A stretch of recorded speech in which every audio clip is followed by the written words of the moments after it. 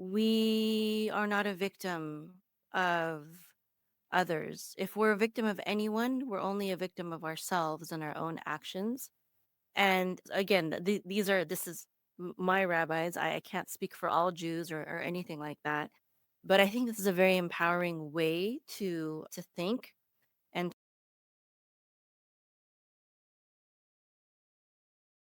Hello and welcome to Holistic Circle Podcast, Spiritual Conversation. My name is Philipp Kobald. We are reaching out to people who are passionate about spreading light, love, and joy. And I'm happy to have here today with me Mayim Vega from, I didn't ask you where you're from. Was it California? No. I was in California, now I'm in Texas. All right. So from Texas. Hello and welcome, Mayim. Hello, shalom, Philip. Thank you for having me here. I'm sorry, can I ask what country you are again? Right. I am an Austrian, small Austria. country in Yes. Europe. Okay. Yeah, right. Okie dokie. So I usually like to start my podcast with a small introduction. If you can a little bit explain about yourself, a couple of words so people get an idea why we're here, and then we'll start from there. Yes, so I am the founder of Aruka.com, the Holistic Life Academy. So we're both into holistic health and living and healing. And holistic, of course, has to do with body, mind, and spirit. And so spirit, to me, because I'm Jewish, it probably means maybe a little bit something different than other people when they say holistic or when they say spiritual. But I do believe that faith has to be part of the equation if it's going to be holistic. We have to be involved in things that are invisible as well as visible. So I think that's what our connection here is, that we both understand that health and healing is holistic, and this also has to do with the spiritual aspect. That's exactly what we're going to talk about here because I've now made a couple of podcasts over the last weeks, quite a lot. And mainly the background is Christian. So I've been feeling like I'm in a loop of getting to a very interesting different position from different healers, and everybody has its own approach, so it's interesting no matter what. But I tried so desperately to reach out to get people from different faith background on my podcast, and I'm so happy to have you here because we need to also hear if it's holistic. I need to invite everybody, otherwise I would not be holistic. Let's start there. But I'm dying to get different faith background. I'm going to have a Buddhist soul. I'm going to have a lot of different corners coming into this podcast now next year so that we really broaden our horizon and just a little bit step out of this only Christian worldview. That's super important to me. And I think we will all learn a lot from each other if we get that insight and the different, a little bit different approach to the same end goal, because we're all going towards the light, but we all developed our own individual paths. So thank you so much for being here. But knowing your background and your background story before we go all those holistic questions, I know that you have a scientific background and you said that now you're made an academy. There's like two things I would like to a little bit start this podcast. First of all, science versus spirituality. I guess we're all interested. How is your how you combine them, how you see them, and just a little bit to give us a minute on science versus spirituality. Absolutely. So yes, my scientific background is that I was a computer scientist formerly at the NASA Ames Research Center in Moffett Field, California. So I'm a computer scientist as my first degree as in computer science. And then after I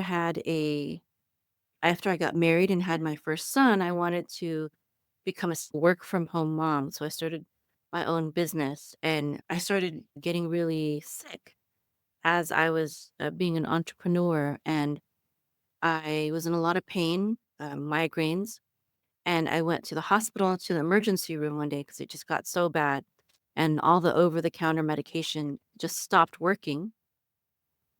And I spent thousands of dollars there, and the doctor first thought that I had a brain tumor, but later they told me that I didn't have a brain tumor, but they didn't know how to help me. They didn't couldn't figure out what was wrong with me, and they just sent me home with some strong painkillers. which I took, but it didn't address the root cause. So I had to figure out what the root cause was of my pain. And I was very disappointed because I expected all the hundreds of thousands of dollars that went into the hospital and that went into the doctor's education, et cetera, the equipment, the testing equipment that they used to test me, and they didn't have any answers for me. And I knew intuitively that my pain was not because of a lack of pharmaceutical drugs. I knew there was more of a reason behind it. And I think that's where my scientific mind comes into play, whereas it's a very curious mind, and it also believes in answers. So I, as a computer scientist, when presented with a problem, my task was to find out what the answer was, and there's if you don't have an answer, then you just keep searching. I think it's silly to me if doctors write off and say there's no cure, for example. Let's say there's no cure for this. I think that's a very unscientific approach. It just means that you don't know what it is yet, but you could experiment with different things. You can see that there are a lot of people out there who don't get cancer, don't have migraines, etc. What are they doing differently? And I think that's where the scientific approach comes to mind, where it's very much about experimentation, hypothesis, etc., theorizing, and things like that. And so, It's super. I'm super interesting. Two things I would like to jump in. First of all, when I was quite young, I suffered many years from migraine. So I'm totally with you. I lost even the school year because I've been so many sick leave days because of migraine. So I'm completely with you. And it was also a journey for me to come here to a solution. And I found it also so from that perspective, I understand you when you talk about painkillers not working any longer. So I'm completely feeling with you. It's a horrible thing. Secondly, it's very interesting what you said, because when a doctor basically says you don't have an answer, then they could use regular people language and say, oh, it's magic. Because basically, when you discard science and when you just don't anymore investigate, you could then just basically say it's magic. So that's quite interesting that you pointed out from your perspective as a computer science, looking at a doctor and say, this is not good enough, because either you're a researcher, either you try to figure out what's wrong with me, but just we don't know. It definitely shouldn't be an answer that is correct. So I'm with you here, and it's very good that you're pointing it out, because we have a lot of people here about being stuck in a medical system where they can just brushed off. So this is a very important point from you. And like third, and then I'm getting a bit more silent, but I need to confirm so much what you're saying is that I keep talking over and over how spiritual search is really based in curiosity. Asking the life questions, where we're from, where we're going, is so founded in like being curious and being researching. And so definitely, I always thought that people with an academic and a scientific background, there are so many times very strong spiritual, because they ask the questions, they're brave enough to ask the questions. So you're really hearing those couple of, maybe you spoke a minute and you pointed on very strong positions that are over and over coming up in these conversations. So this was a very strong start from that perspective. So I'm sorry I broke you up, and I'll be more silent now. no, no, no, no, you didn't break anything up. Yeah, absolutely. I think what's interesting as a computer scientist, I was told that you have a problem, you figure it out. There's no like it can't be done. It's like almost anything can be done. You just don't know how to yet. But I don't feel like doctors are given this curious mind. They're not given the same kind of mindset. Doctors are given protocols, and if if none of their protocols work, they default to there's no we don't know the cure yet. As if it's not their responsibility as doctors to figure out the cure. Whereas a scientist, it's their responsibility. If they don't know something, their scientific mind is supposed to figure it out.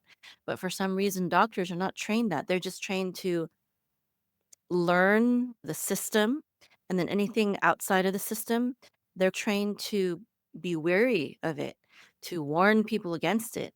And so the medicine is not at least the way it's practiced by the modern medical system, at least by the way it's practiced by doctors, it's not a science anymore. It's more of a religion. So modern medicine has become a religion. That's what I believe, but it's also what a lot of forward-thinking doctors have said. There's a Jewish doctor, his name is Dr. Robert Mendelsohn, and he wrote a book called Confessions of a Medical Heretic, and that book is really, very interesting. He draws all the parallels between a religious organization and the modern medical system, and it shouldn't be the way of the healer. The healer should be both scientific and also spiritual. And Einstein, he was a brilliant mind and he believed in God. He was also Jewish. He wasn't a practicing maybe Jew, he was more of a cultural Jew, but he's known to have stated that it is because of his faith in a divine order that led him to believe that he can find order and he can discover what that order is. And I do believe also that my faith drives me to believe that healing is possible. Healing is always possible, and that unless you're dead already, you should seek healing. And I have people on this podcast who would even include the dead. So there you go. Oh, okay. And it's interesting because I would maybe not use the word religion. Would use maybe the word dogma, but I'm completely with you that modern medicine is very dogmatic. And as you said, they work from a script and it's all about the numbers game. And that's the sad story that I have a medical alternative medical background, but I studied that. So I'm very close with a lot of doctors and they're also stuck in the system and quite unhappy, frankly. A lot of doctors I know are very unhappy with the work that they have to do for legal reasons or for all kind of reasons that they're stuck in this system that is a reproductive system and it's a number system and you're just one small number and they must probably help 50 people on that day and it took way too much time or way too much questioning and it's just off you go. And it's just a number game. And that's of course not how we as holistic people would like the world to work. But that's why we exist as a second solution. So and that's the thing. If we would be integrated into the whole system, I don't know so much about America as I should, and know more about European healthcare. And the problem is to building a huge, big line, a huge wall between the Western medicine and alternative medicine. And that's maybe sad that people have to step over the border. And then the doctor says, it's not my business anymore. If you go crazy, well, you go crazy. And that's maybe not the best approach either. But I think it's what better to in do? Europe than in America. I have a friend who studied Wow. herbalism in England. She did it was a distance learning program, but it was an English school, and she was telling me about the history of England. I think it was I don't remember which king, one of the kings of England. He had an herbalist. He relied on an herbalist to help him heal and stay healthy. And because of that, he passed some kind of law which still exists today, which states that herbalists can practice freely there in England without having to Yes. fear legal issues. Whereas that's certainly not the case here. As an unlicensed practitioner in America, I have to always give my disclaimer that I'm not a medical doctor and that everything that I say is for educational purposes only and that they should consult with a doctor. Of course, it's their Yeah. You- constitutional right whether to consult with a doctor or not, but me as a naturopathic herbalist have to tell them, you have to give them that disclaimer. And then also we have in Europe, they're much more conscious of just healthy eating and healthy food. A lot of the chemicals and genetically modified foods are banned in Europe, where they're still very much freely allowed here in America. So I think that America is more corporate and profit driven than Europe is. I love being an American and everything that entails. We're not perfect. And I don't, we spend probably the most in healthcare, I've heard, than the rest of the world. Well, we are not among the healthiest. It's a sad story that you spend so crazy much money for healthcare. And most European countries, as you're aware, have universal healthcare. So basically, even if you're a beggar on the street, you can have access to the world's best surgeon, the world's best hospital. And that's not like a saying, it's actually a fact. And so it's the multi-billionaires laying next bed with a guy who's homeless in one case, and they both have the same doctors and they have the same treatment and everything. So of course, yes, we do have some private clinics, but it's not so like in the US. So basically, this is pretty crazy. But then again, we hardly spend any money for the military. So there you go. We rely on you to defend us and we get free healthcare or riding the That's the Trump. trade-off. But yeah, it's a very complex question because our crazy money spending for social benefits is based on the fact that you protect us if things go wrong. So there you go. But anyway, who am I? So this was an interesting start and much more deep than I imagined. Maybe not in terms of spirituality, but some very important foundations. Because, as you said, you must have the lore and you must have a lot of things on your side if you want to drive also and work peacefully as a spiritual doctor. And I'm so with you because again, Europe is consisted of many small countries who have super different laws when it comes to natural healing. And England is the one, as you mentioned, one which most accepted and where you really can work safely as practitioner. And interestingly enough, it's a little bit also quite well accepted into the regular medical system. So England would be the shining star, right? While other countries in Europe, for example, France, it's basically exorcism. So it's basically as bad, as dark as it can be. If you hold a flower, you're basically arrested. So there you go. This is Europe. It's very different approaches. And then we have Germany, very large European country, where it's super well organized. It's not like England.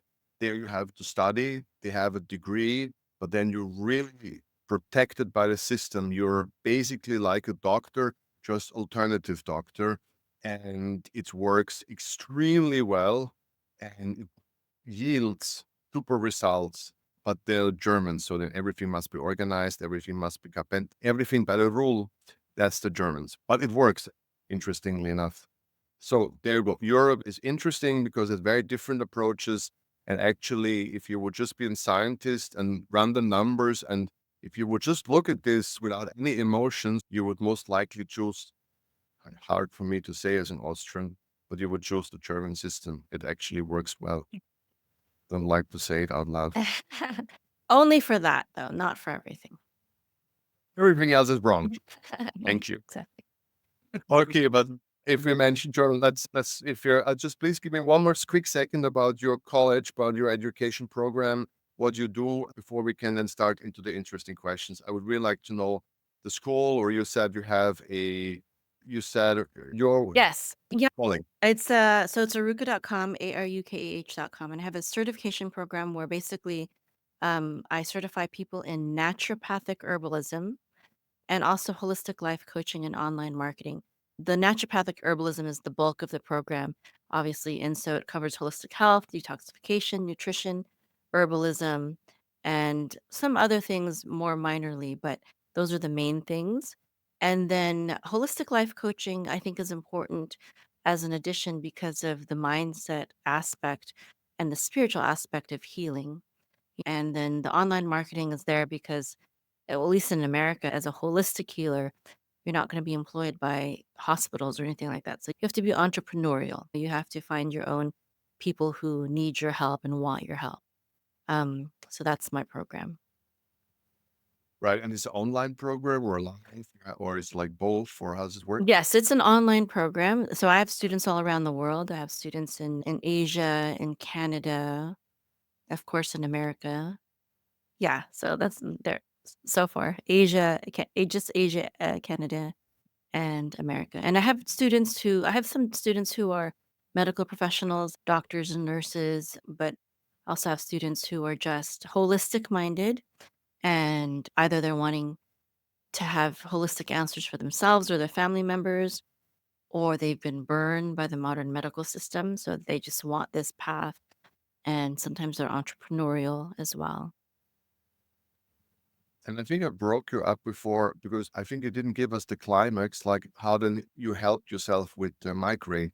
what you found, or we didn't even know the Oh, happy yeah, ending. okay, yeah, sure. So, yeah, so the first thing that I found was that B12 made the migraines go away much more thoroughly than painkillers, and The so doctor didn't tell you. no, This right? is Or it's the first thing in the book. This is like in the number one. holistic You check book, why is it B12? And is it like the number one thing that with migraines? Number also one. magnesium, it could be magnesium. It could be just rest. She didn't even ask me, "How are you sleeping?" She didn't ask me that simple question. "What are your stress levels?" Just You know? worry. Very simple. She could have asked me that, but luckily, many doctors are waking up and just exploring outside of their medical education. But B12 was the first thing that I found. Then the question was, why was I so deficient in B12?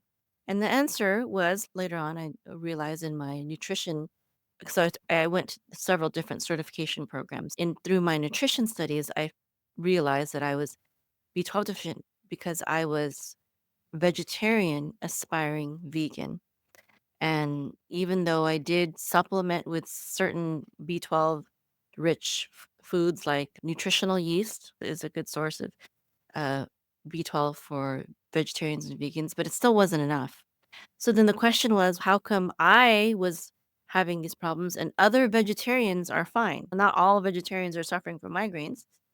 And then so I found out that it was because of my stress levels. It's because I was not my being an entrepreneur was a very new venture for me, and it was hard for me to deal with the emotions of dealing with difficult clients and things like that.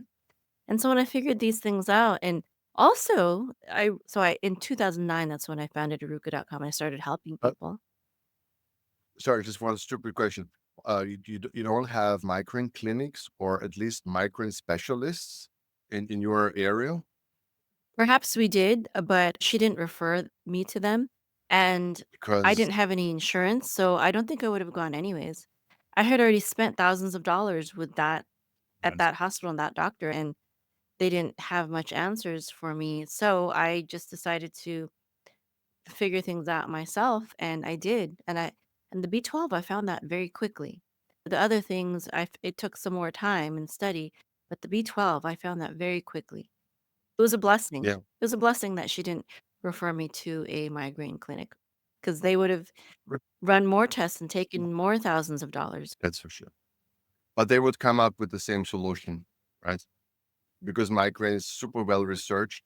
And that's why I'm in such a shock that you went through such a trauma with your doctor and spent so much money for nothing.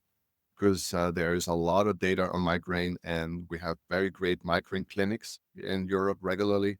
They're just specialized on migraine, and you go quickly through the program, and they would have found out all these things actually super quickly because there's really no magic in migraine. Perhaps it wasn't part of her network. I don't know. Like Yeah. it's silly. Anyway, bro, at least we have a happy ending. You found it, you researched, and you started your journey based on this experience, and that's exactly what it's supposed to be. All right, thank you so much for sharing this part to get a little background. I always like people to get a feel of why someone is starting as a holistic healer, why one is start, and the personal search. And maybe migraine sounds for some people, oh, it's like a bad headache. No, it's not. It's really bad. Yeah, So it's just, at first I couldn't do my business anymore, and then I couldn't take care of my children properly anymore. And then it got to the point where I couldn't sleep anymore. So it became progressively worse. And migraines, they can be very debilitating depending on the severity. Yes, sure, it could be a slight migraine, but or it could be a very serious migraine. So so are we ready for some big jump? And let's look at now. We know that you have a Jewish background, and I think you also work as a teacher. Did I read this correctly in your vita that you work that you teach Judaism or something? Did I read this correctly? yes, I do. I am a Hebrew teacher and I also teach Judaism. And part of my YouTube channel, actually, I do that as in addition to holistic health and healing. I teach Hebrew, Torah, and Judaism. I didn't grow up Jewish, though. I converted to Judaism. I grew up Christian, not like a cultural Christian. I grew up like a cultural Christian. not very dogmatic or anything, but then I found more answers, I feel, I guess, in Judaism.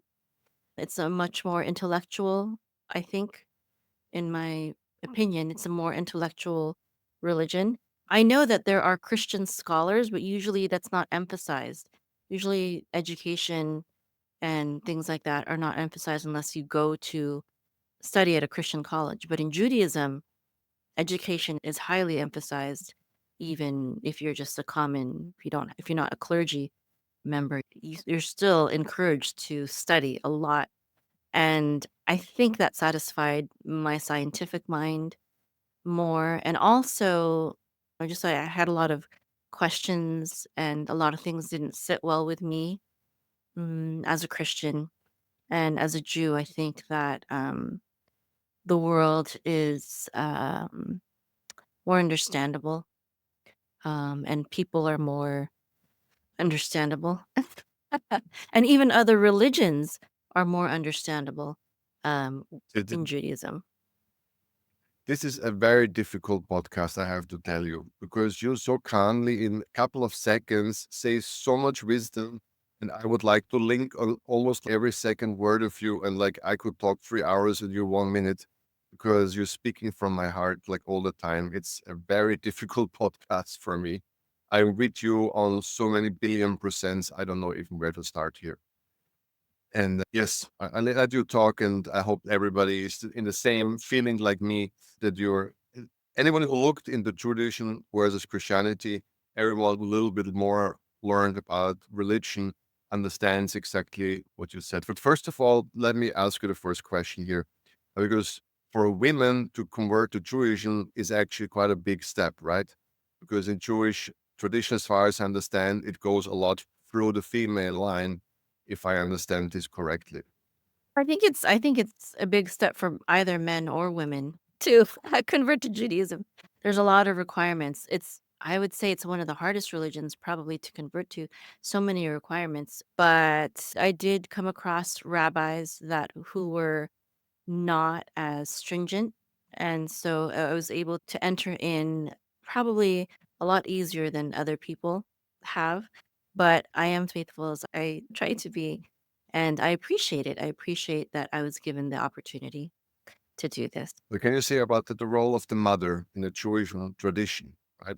I thought that you become a Jew when your mother was a Jew, not relating as necessary to the father. As far as I understood, the female line is much stronger than in the Christian structure. Is that correctly? Yes, so Judaism is Jewishness is passed on through the mother. So if the mother marries a non-Jew, her children are still Jewish.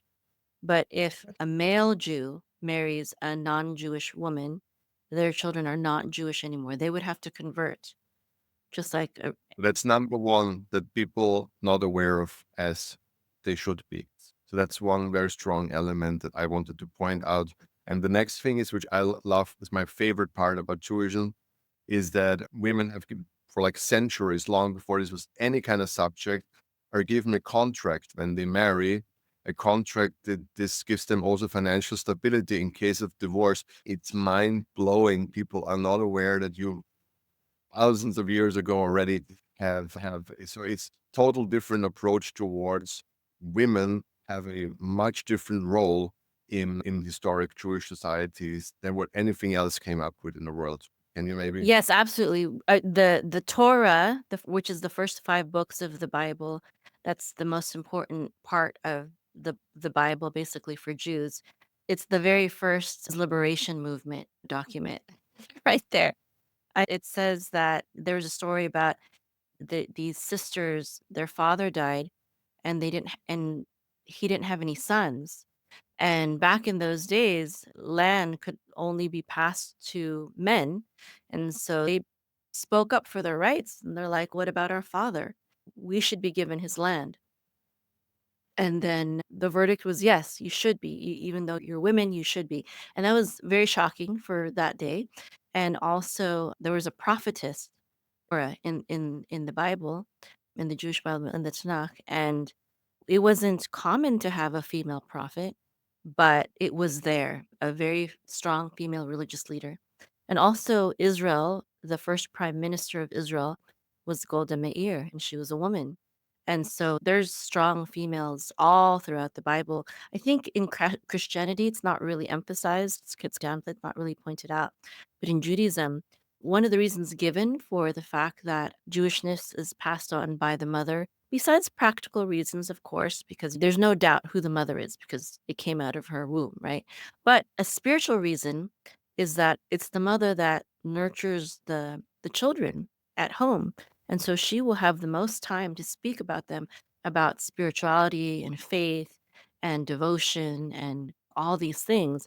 And so if you don't have a strong Jewish mother, the Jewishness of the children will probably be very weak. And if you do have a strong Jewish mother, it will probably be very strong, even if the father is not Jewish. So Judaism acknowledges the strong spirituality of women. And so many of the commandments in Judaism, many of the obligations in Judaism, most of them are only incumbent on men. And our sages say that the reason of that for that is because women are already naturally spiritual. And so we don't need as many things to do in order to be spiritual and come close to God. I don't know how you feel about that as a man, but as a woman, I'm like, oh, thank you. This is very important because I think a lot of people who are watching now just go on television or Netflix and whatnot, and they see a lot of documentaries now about very extreme Jewish parts where women are not treated well and things like that, or almost kept like prisoners. There's like tons of television propaganda out there. And I think this is a very bad showing of the Jewish community as a whole. And that's also maybe the part that you were referring to, which the second best thing about Jewish for me, which I love a lot, is that you have really rabbis, they're very strong and they build their own little path towards the light. And some are maybe more extreme, some are more liberal, some are more scripture driven. But as a Jewish person of faith, now I'm just thinking of what to say.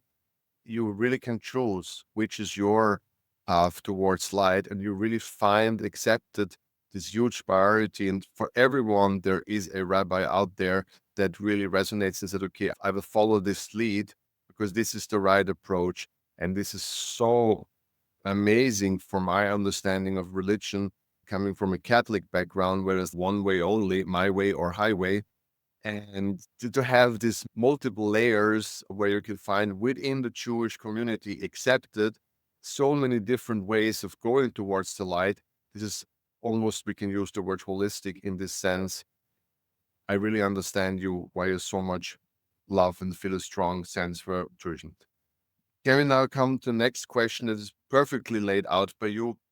Something that I always like a lot with my Jewish friends, that I have a sense compared to I also have very devoted Christian friends where I almost feel it's similarish, but it's rare compared to with my Jewish friends. It's like all over the place.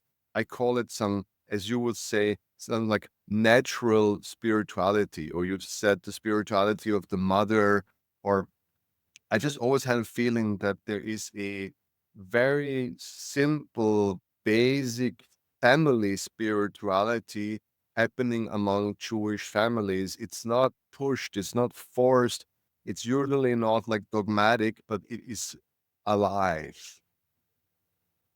Can you talk about family life, spiritual family life, how it manifests?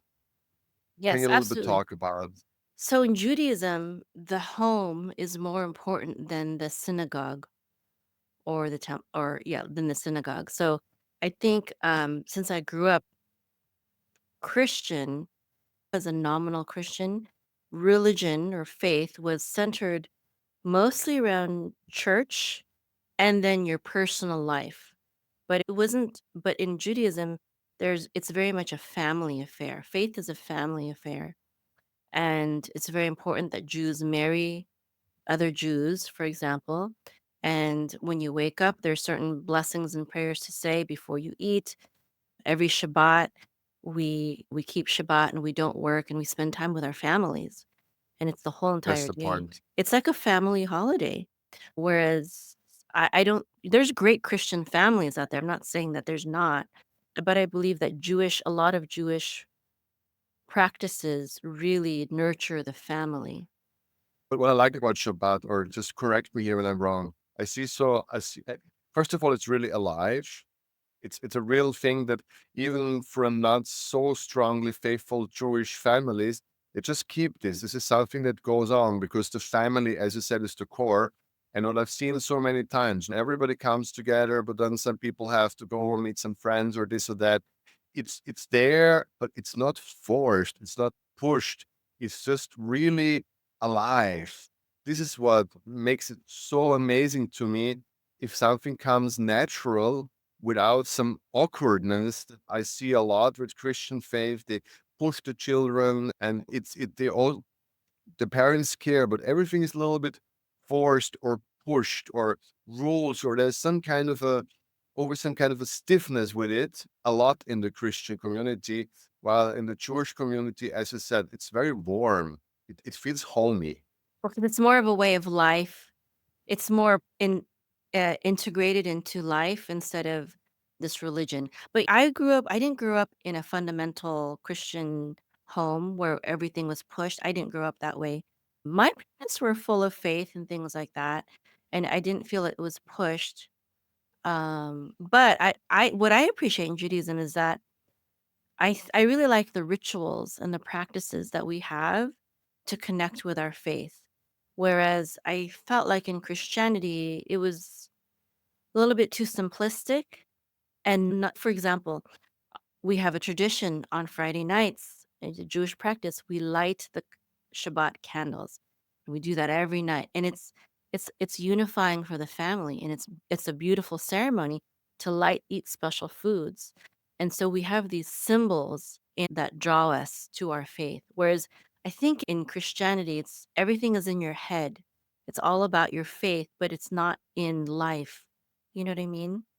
Does that make sense? Not anymore. Used to be very similar, used to be extremely similar because we had feasting a couple of times a year, which is also happening in the community and in the family.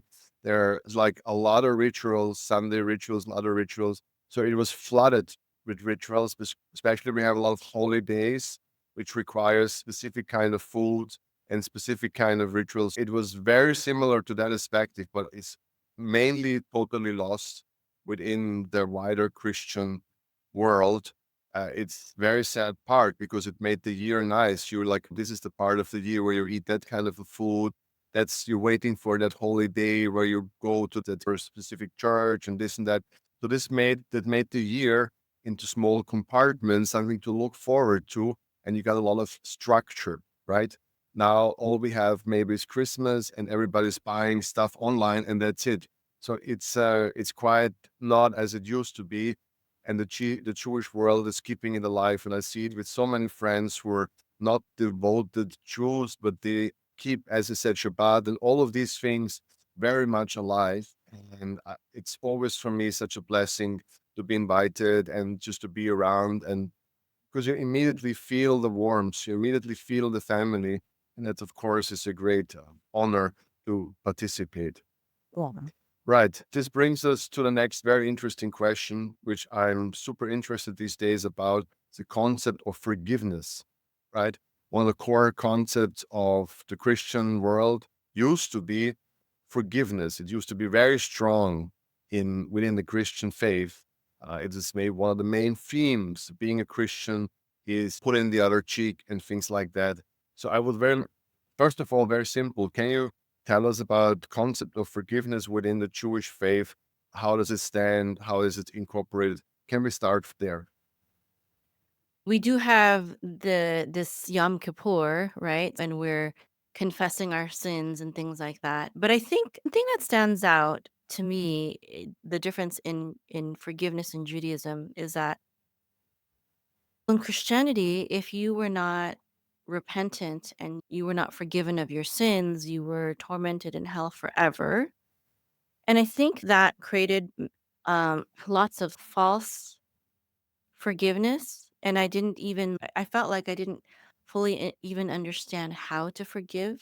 And then as a Jew, though, now, there's this Kabbalistic understanding that and I this might be from a different question that you wanna ask, but I think it's relevant to this point right here. which is that there's a story in the Bible of Joseph, right? Joseph. And he was betrayed by his brothers and sold as a slave to Egypt, and then he rose to power, and his brothers had to come and beg him for food, but they didn't know that was the same brother that they sold into slavery. And one Kabbalistic rabbi, he said the gift that Joseph had was when he said, "There's nothing to forgive," meaning the evil that you meant for me was actually God working, so I don't have to forgive you. And so that's really different. That's not a concept that you really get, I don't think, not when I was a Christian, which is that walking on pins and needles and living in fear of not being forgiven or not forgiving others. But in Judaism, we understand that both good and evil come from the Creator, from the Almighty. And so even if someone wrongs you, and your path turns out a different way than the other way, the doctor who didn't know how to heal me, I don't have to be mad at her, right? There's no reason to be mad at her. I don't have to forgive her. Anyone that wronged me and my life went a different path because of that, I don't have to forgive them because it's from God anyways. There's nothing to forgive. And that's what forgiveness is. When you realize that you don't have to be hurt or angry at people for doing something wrong to you because whatever happens in our lives, I believe it's for our good ultimately and for our better. Sometimes there's painful moments and tragedies, but that will only strengthen us. And it will strengthen us personally, but it also strengthens us as humanity. There's a lot of tragedies that happen in the world, war, atrocities, and those are terrible and they're evil, but they're still growing pains for humanity to learn from. We will not under One day I do believe there's prophecies in the Bible that talk about there'll be a time of world peace. But we won't even understand what peace is, except that now we have wars. So even the wars that we experience today, they're so that we can, in the future, appreciate the peace that we have. And that was the whole reason, I believe, for there's the story of Adam and Eve in the Garden of Eden, and then God said, "Don't eat of the fruit of the tree of knowledge of good and evil." And then the serpent and Satan, he said, "Oh, God just didn't want you to know these things. He's trying to keep knowledge from you." And then that's what they believed. And that's like what Christians teach also, that God didn't want them to have this knowledge. If he didn't want him to have the knowledge of good and evil, why would he put the tree there in the first place? That's silly, right? And so in Judaism, the Kabbalists, well, at least one of my Kabbalistic rabbis, he teaches that it's not that God didn't want them to eat of the tree of good and evil. It's just that when they did eat, he wanted to be there with them to help them through that experience. It's just as parents, we can't shelter our children from all evil in the world. So it's not good to shelter them from all the evil in the world because they'll grow up in a bubble, they'll grow up ignorant, naive, and then they might hate you later for not telling them the truth. So it's not that God didn't want us to eat it, he just wanted to eat it with him so that he could be there to protect us and so that he could navigate with us all of the pain that knowledge, it's just knowledge of both good and evil, could cause. So if you need one more reason to love Judaism, you have here just one more, because this is the conversations that are lacking in Christianity. These are the eye to eye intellectual conversations that help you grow, help you develop. It's just a really devoted belief is a very strong theme in Christianity. Just shut up and believe at one level, and this is so sad because the intellect is not sufficiently stimulated compared, as you said, with the Jewish. You have your rabbi, you are in an exchange, and this is just an entirely different approach, and a wonderful approach for, I think, a lot of people who are searching, looking for answers. And this is a totally different ballgame. But interesting again, because our forgiveness, how you painted it from Christianity, is interesting because in its original form and idea, actually, the Christian forgiveness is very soft and very nice and not scary at all. This is what the church later made out of it as a means of control.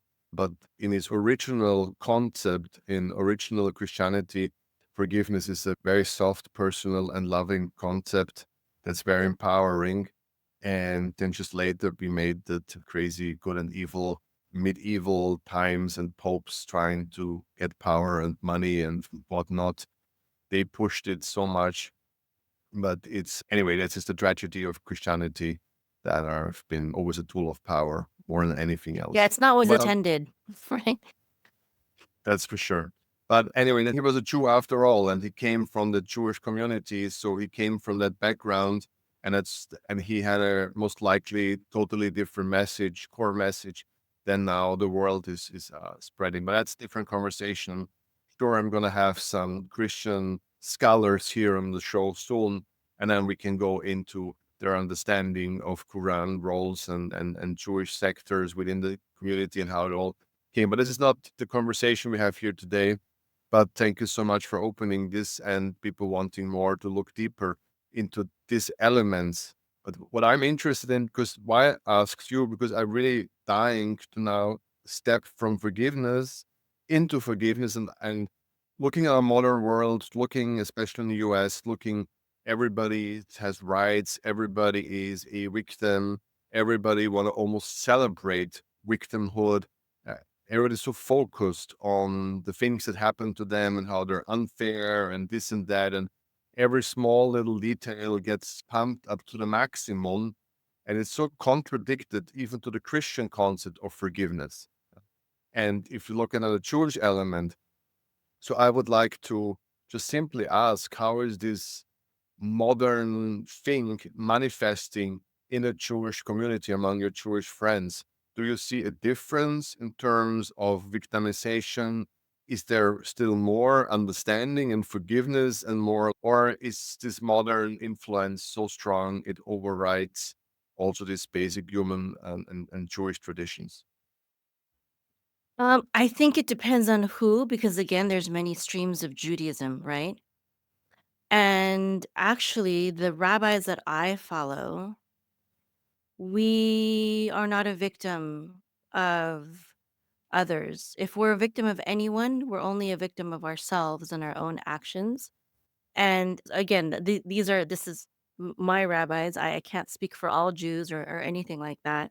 But I think this is a very empowering way to think and to live, because if you are a victim, that means that your power has been taken away and stripped.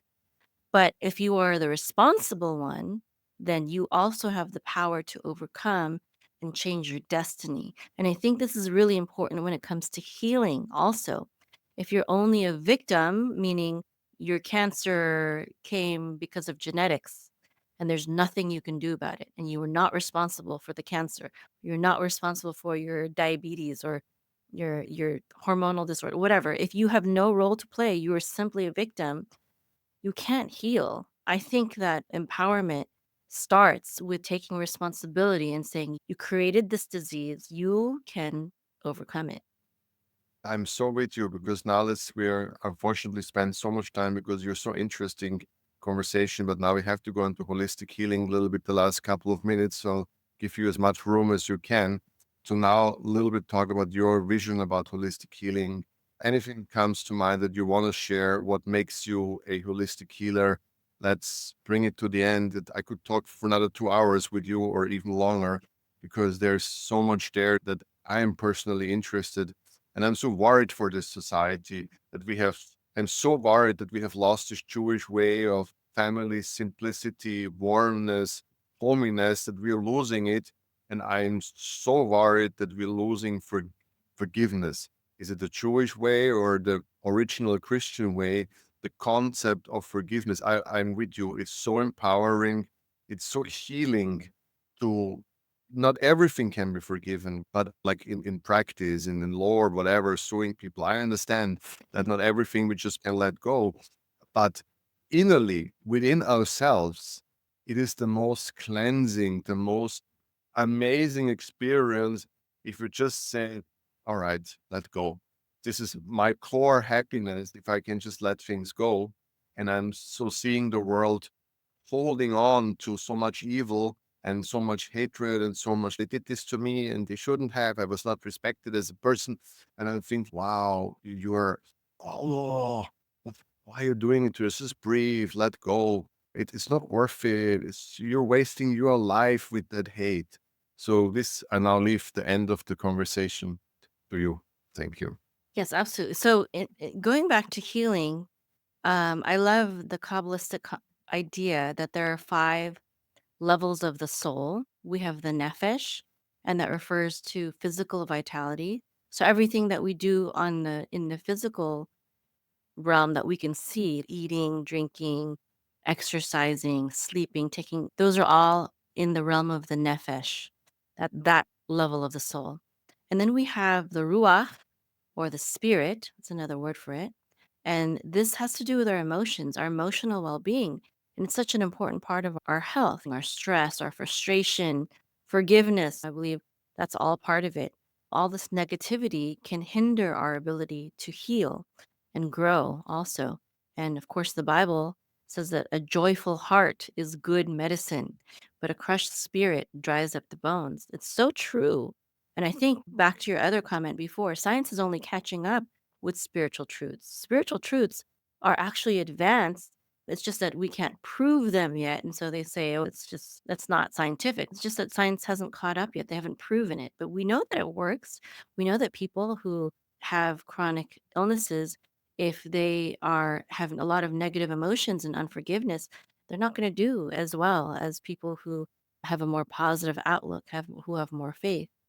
And then we also have the next level of the soul is the neshama, and this is usually translated as soul. And this has to do with more of our intellectual being. And knowledge is really the key, I believe, to forgiveness, to healing, just understanding how nature works, how herbs work, how food works. Knowledge. It's all about knowledge. And this is our neshama, that level of the soul, and it's an important part of healing. So in my coaching practice, a lot of the things that I do is I educate people on what they're doing to themselves with their current lifestyle and what they could be doing instead with a different type of lifestyle. And then we have the chaya, and or our life force, and then we have our yechida, which is our unique divine essence. And these are more about what we do with our life. Are we serving others? Are we serving humanity?